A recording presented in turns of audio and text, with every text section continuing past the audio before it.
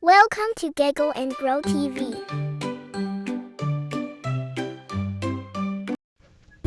Let's make a soft and squishy Play-Doh at home. Are you guys ready? Let's go!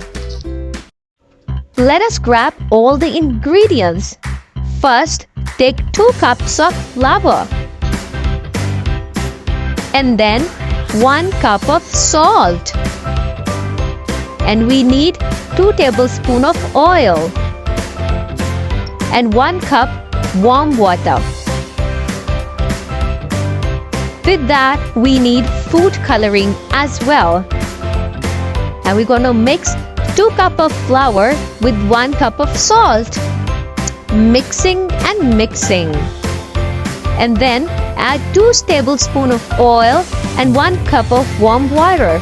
Keep on mixing all the ingredients. And at last, add some colors and knead a dough. And you will get the colorful Play-Doh of your choice. Let's shape them and play.